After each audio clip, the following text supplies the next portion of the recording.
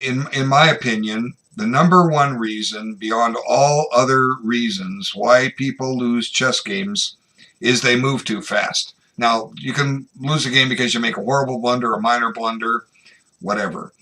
But uh, transpose moves in an opening and got an undesired position. But in every one of these cases, there's a good chance that the blunder was caused because you moved too fast.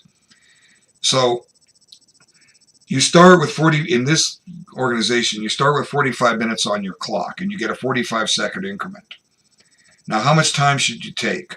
Well, the average chess game lasts 40 moves. Half the games are over by move 40, half are still going.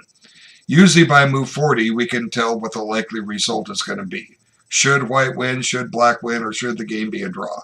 Doesn't mean it'll end that way, but we can predict the likely result. So it stands to reason that what we want to do is uh, uh, use as much time as we can, but not run out of time.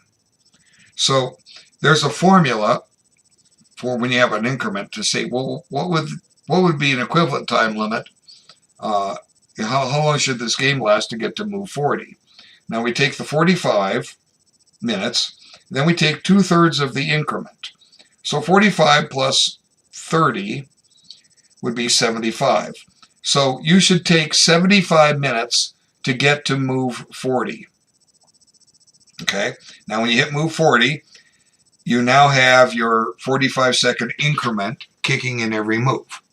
So you don't have to take all of it, but you shouldn't just take 5 minutes. I mean, you will not believe the number of games I have done where somebody ended the game with 30 extra minutes on their clock. Now, this is unfair to you. It's unfair to your team, because you might play a good game, but you might blunder. You're more likely to blunder when you don't take your time.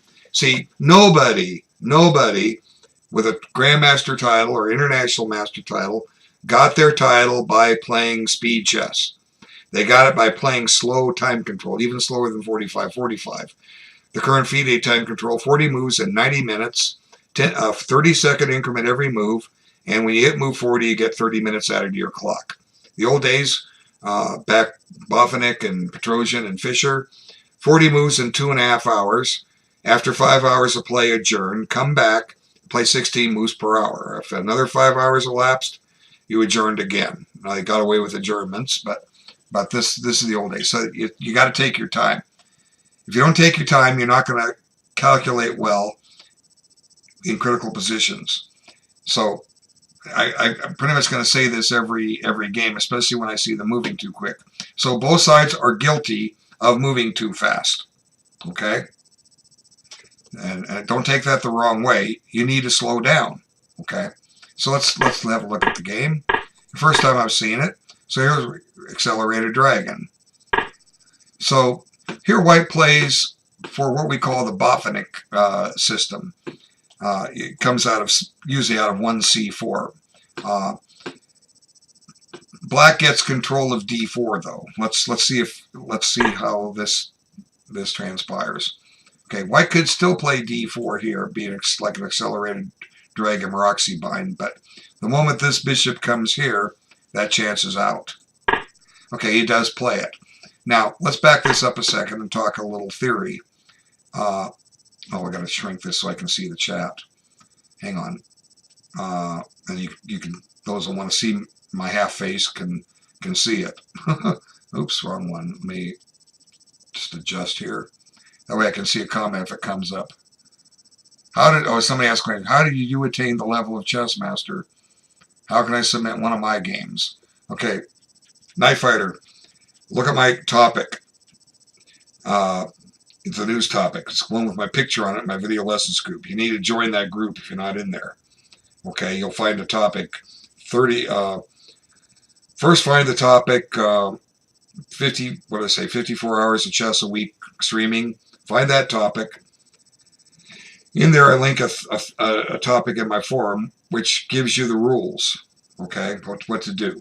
Okay, you got to join the Dan Heisman Learning Center. You can't join ICC yet at this point because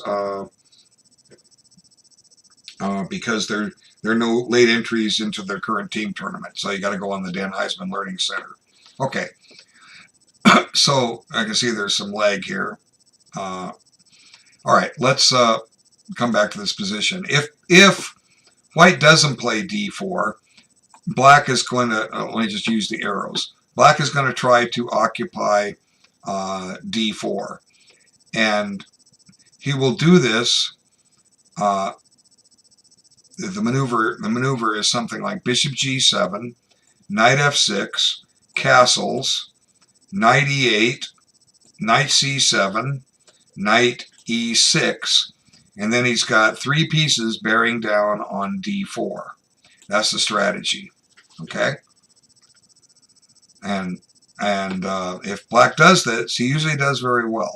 I found that out the hard way against a strong master who knew what to do. Okay, so here we have, this is the Accelerated Dragon Maroczy bind. Now black gains a tempo on the knight. He'll develop his piece. No, he didn't do it. Now this is probably a better move. Now there's a lot of theory on this, and I admit I don't have the books memorized, but I know the ideas, and I've played several positions. White can defend the knight, or he can even place it back here on c2, but he will have a little trouble taking care of b2. Okay, because this diagonal is open. But this would have been a preferred move, although the move played is playable. Okay, so knight f6, knight c3. Now here's one of those cases where you're developing white's queen. Why are you moving white's queen to d4? Okay, why? You don't want to don't take, it's a mistake. Bishop g7 is your move.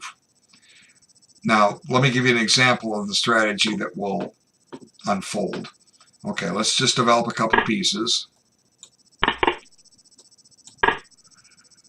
Okay, let's put this pawn on d6, and let's get white castled. Okay, this is the Maroczy bind. It can happen out of the Sicilian defense. It can happen out of the English. Black's strategy here is twofold. Number one, you want to play for b5. Now, that's going to require some work, but you can get it in. And when you do get it in, then your next strategy is to play for d5. And if you don't do that, the Maroczy bind is pretty strong for white. He's got a space advantage.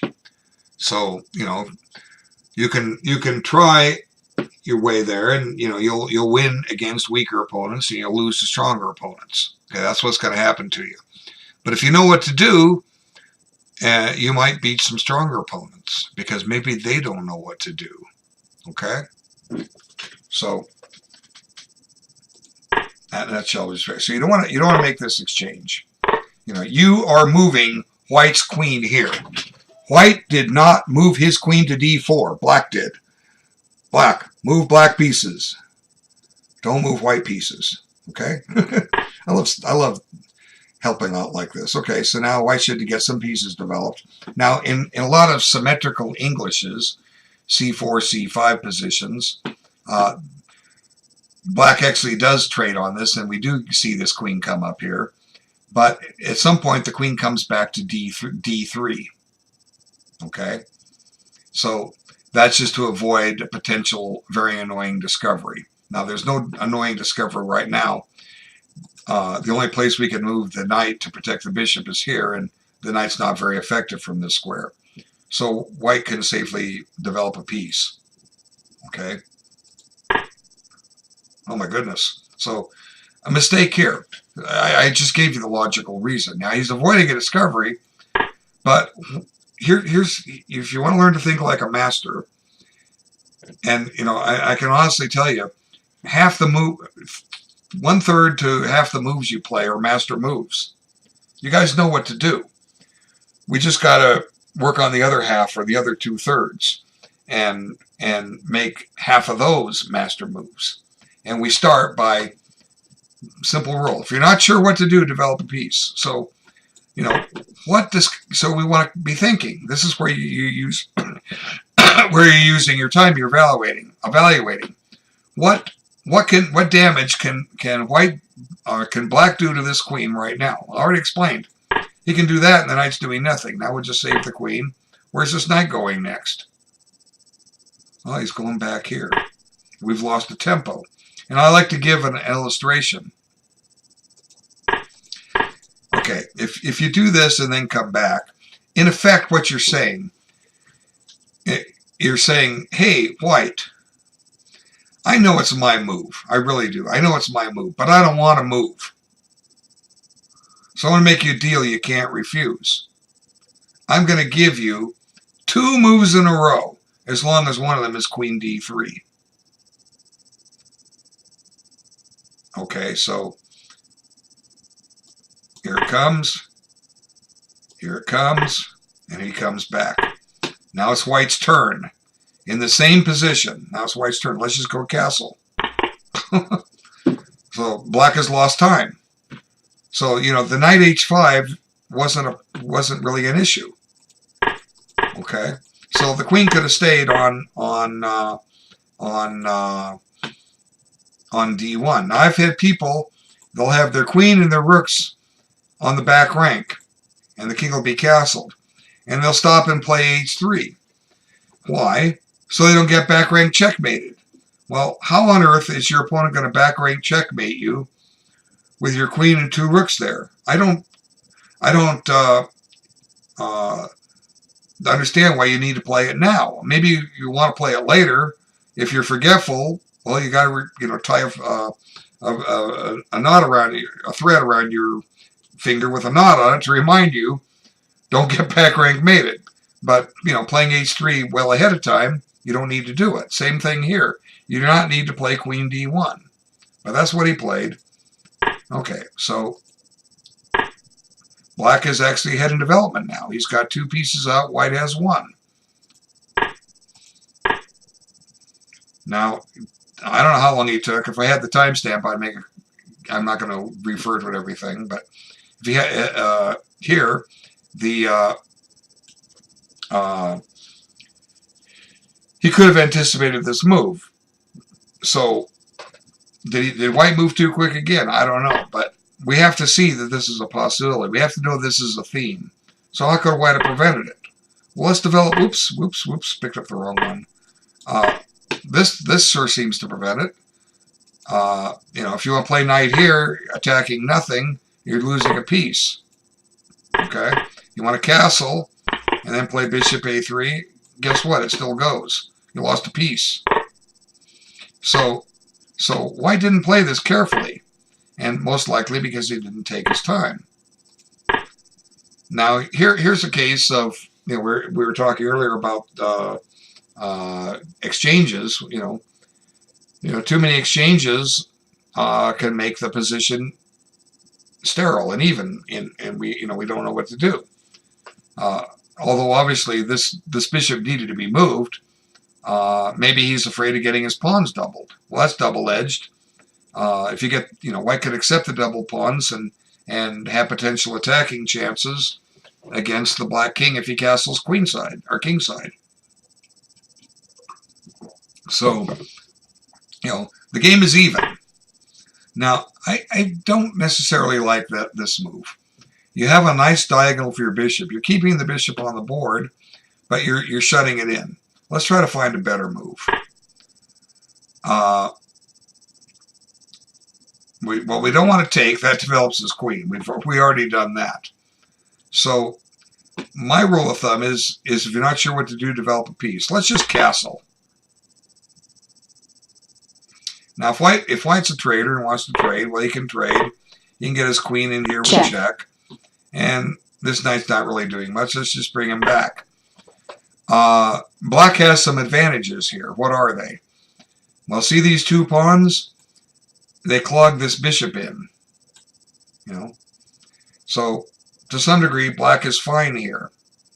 Black, it often happens in the Sicilian defense. Almost always, black has a majority of center pawns. Black still has the possibility to break the Maroczy bind. So what's white going to do? We don't know. Let's just play this. Let's develop something. Now let's play for the strategy of b5, as I explained. Okay. Actually, there's some similar strategies in the English, symmetrical. Would have to do some work. We'll have to bring this back. We could bring the knight back here and post him here. And then we play for a6 and b5. But this in effect, I'm just setting up a way to set this up. White to play. Let's centralize the rooks. Now, for what it's worth, black is ready for b5. If white brings another rook over, we're just going to play this. See, we have adequate defenders. If white doesn't defend, and plays this, well, we've got a couple of weaknesses here. Maybe we can find, maybe what we want to do is definitely now transfer this knight to c5. Sometimes we answer this move with this move, taking control of this square. Okay, now it's just a matter of bringing this knight over here, and we abandon the break on the Maroczy bind, and we play against these weaknesses here. And the knight might even come back here and hop in here. Yes, it's true white has this, but white has no targets. This square is defended. So these are just ideas. And, you get some ideas on what to do in a position. It makes it easy to spend those 2 minutes a move you have. I talked earlier, 75 minutes for 40 moves. It's almost 2 minutes a move. If you spend since some of your moves you're going to play are quick, force moves or the opening moves, you do have 2 minutes a move for most of your moves. And if you need to stop and take 20 minutes on a move, guess what? You have the time. Okay, so this is an example of something to do. Don't have to weaken your position, because your move weakened your position. Now he's going to get a weakness too, but you've made one. So now he has to go back here, and you double up his pawns, right? So this is acceptable, but white has some positional compensation, and as weak as we think these pawns are, they're actually kind of strong. Let's look at what they control. They control a lot of territory. Look at something else. There's now a half-open f-file. White could attack on that f-file. Not to mention this outpost on d5.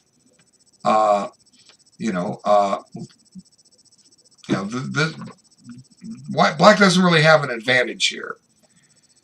Queen b6 creates a fork. It attacks b2 and e3, but queen d2 will defend both of them. Let's see what happens. Okay, so you're attacking the weakness. So a safe logical move here would be queen d2. But let's not forget about everything else here. See,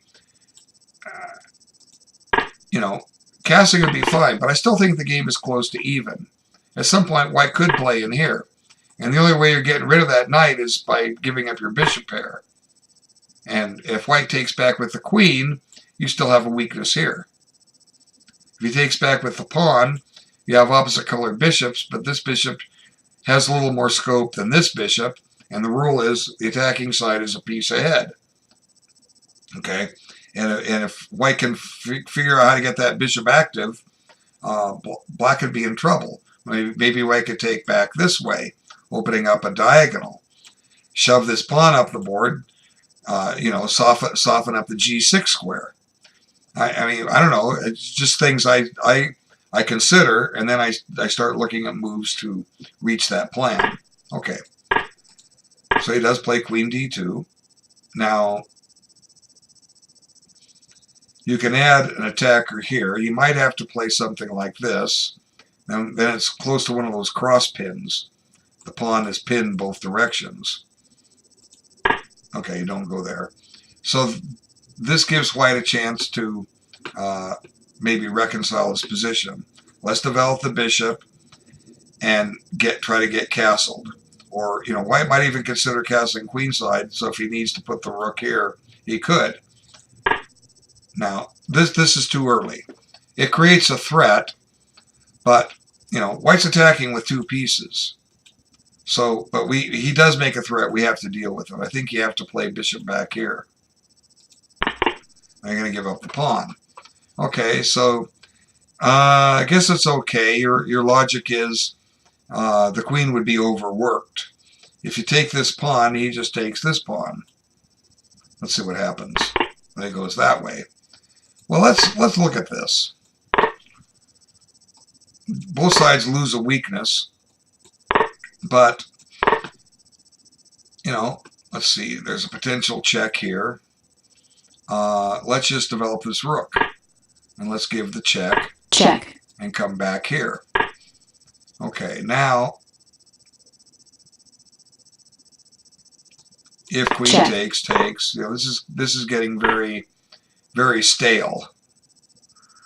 We could argue that black is slightly better because these pawns are on the color of this bishop. So here's a case where we're just trading an equal game down. I think the game has been equal for a while. So with black having the bishop pair, keeping the bishop pair on the board, it will only help black in the long run. However, you know, this does add another attacker down here. So if white can coordinate it quickly and keep this pawn safe, he would just win this pawn outright. So let's see what happens. Okay, so more pressure down here. So this is now a threat. So probably rook e1. Okay, that could be risky, but we're trading, you know, one weakness for another. Check. And now the queen's, this is where the queen fell for the two rooks. So let's see. Check. What's happening here? Well, a few moves ago, none of black's pieces were mobilized. Now they are. You know, black has helped white out, or white has helped black out by, you know, I think this move was wrong. The back rank is weak here. The e4 pawn is loose. You know, black is better here. White's going to have to come up with a good move. Let's see what he did. Well, he just gives up the pawn. So, is this where the game ended? Yeah. Yeah, he's... the rook can't stay on the first rank. So, we come back to the scene of the crime, and here comes that check. Check. This could be gruesome here. Check. You know, this is not looking fun for white at all. Let's put the rook on d6. There, it's protected. Whoops. Check. Check. Now which way to go out here? I don't know. Let's see. Check. Check. Ugh. You know, this is not fun. If anything, we can go do something like this. Now the threat. This is checkmate here, I think. Checkmate. Yeah, it is. See? Huh? So white has to defend against a mate now. The b pawn is pinned. You want to move the king? Yuck. No, that drops this with check. You want to stop? How do we cover this square? Let's try this.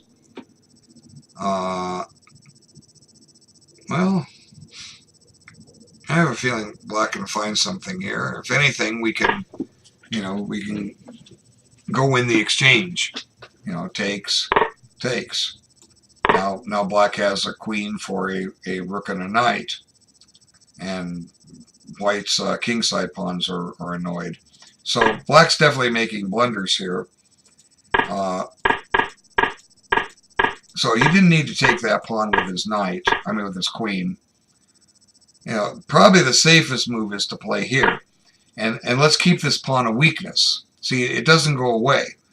You know, when I was younger and starting out, I would grab pawns at the first chance, not realizing that I had better moves and the pawn wasn't going anywhere.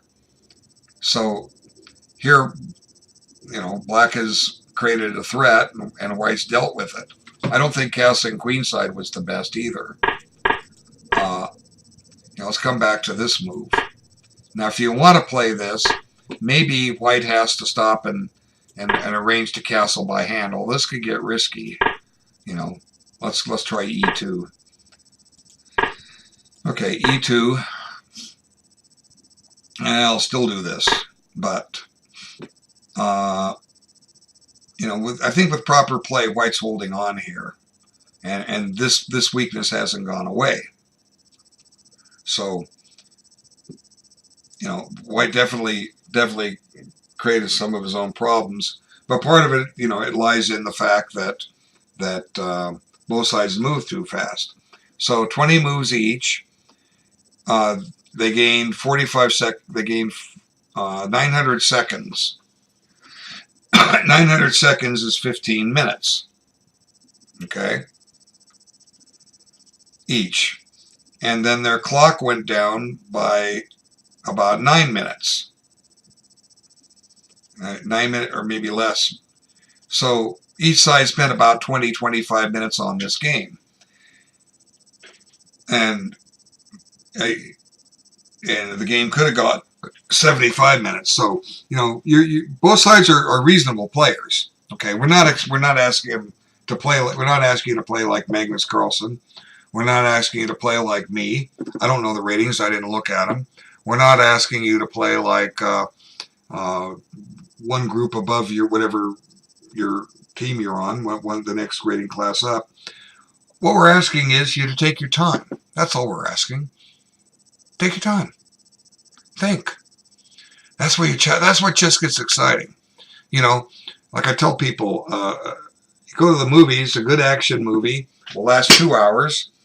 And as soon as the movie starts, a good one will, it'll get you right into it right here, right now. There'll be something exciting happening. And then you're sitting on the edge of your chair for the next 2 hours and you walk out of the theater. Man, that was exhilarating. Well, chess, nothing more exhilarating to me than a 3 to 5 hour game. Somebody says Black had a mate already. Well, anyway, I don't do perfect. I try my best. Okay, so let me cut this video short, and I'm gonna contact this guy that I did his recording.